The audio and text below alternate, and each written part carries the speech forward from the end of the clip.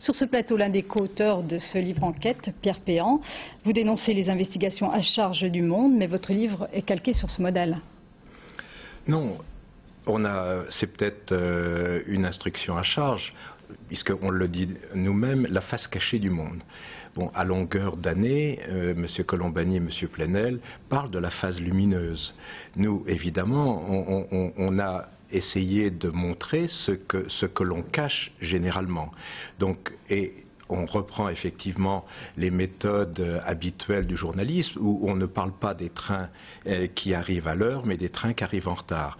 Et si on parle beaucoup de haine, en fait c'est un miroir qu'on a mis face aux pratiques du journal Le Monde. Et cette impression, puisque ce journal a beaucoup de haine, dénonce les gens, dénonce les politiques à longueur de une, eh bien nous racontons ça donne cette impression. Mais est-ce qu'il était indispensable pour parler du Monde d'aller fouiller dans le passé du père de Jean-Marie Colombani et d'Edoui Plenel? C'est pas de l'acharnement? Non, absolument pas d'acharnement. Nous n'aurions pas parlé des pères si eux-mêmes ne le mettaient pas au centre de leurs préoccupations. Edoui Plenel, dans tous ses livres, consacre au moins un chapitre à son père, et dans le dernier, Secret de famille, il en parle toujours. Mais il n'en parle pas dans le quotidien Le Monde. Ça n'a rien à voir avec le journal. Non, mais il explique, dans ses livres, c'est pour expliquer ce qu'ils sont et quelles sont leurs motivations. Et pour le père de Colombani, dans son dernier livre, Les infortunes de la République, il dit même que leur lien les liens entre les deux hommes, c'est par le biais des pères. Donc jamais nous n'aurions mis les pères si eux-mêmes ne les mettaient pas sur la place publique. Alors vous affirmez que le Monde maquille ses comptes. Vous avez entendu tout à l'heure le représentant de l'association Hubert Beuve-Méry qui dit que c'est faux. Ça fragilise quand même toutes vos démonstrations. Non, pour moi, non. Il y a un procès qui va être en cours, on va bien voir ce qui va se passer.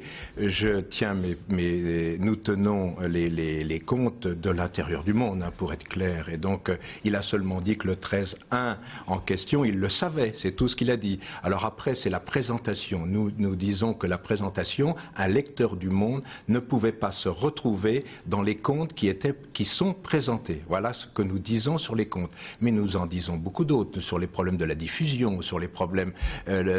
Nous racontons comment, en kiosque, la vente du Nouveau Monde a diminué, par exemple. Et vous dites aussi, par exemple, dans votre livre que Jean-Marie Colombani et Edoui Plenel n'aiment pas la France. Votre co-auteur est souverainiste, il a fait la campagne de Jean-Pierre Chevènement, ça vous n'en parlez pas? Est-ce qu'il n'y a pas un règlement de compte? Mais c'est un proche de Jean-Pierre Chevènement. Vous n'en parlez pas?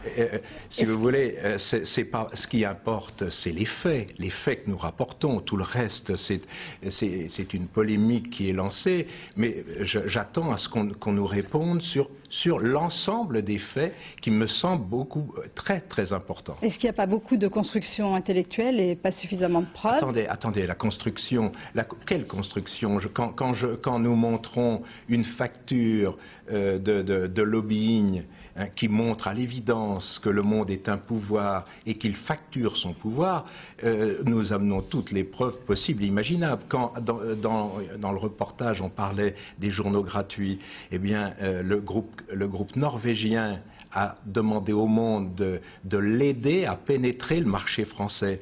Et M. Edoui Plenel a envoyé une facture. C'est du lobbying.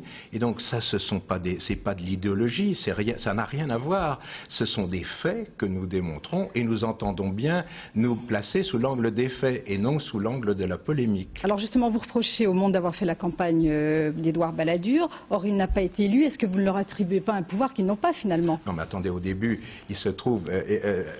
au début, ils ont même annoncé en une que l'élection n'avait plus besoin d'avoir lieu puisque les sondages montraient. Donc nous montrons qu'ils se sont engagés. Leur président de conseil de surveillance était un conseiller très proche de Balladur et c'est tout. Après qu'il y a eu d'autres événements dans le déroulement de la campagne qui font que M. Balladur n'a pas été élu.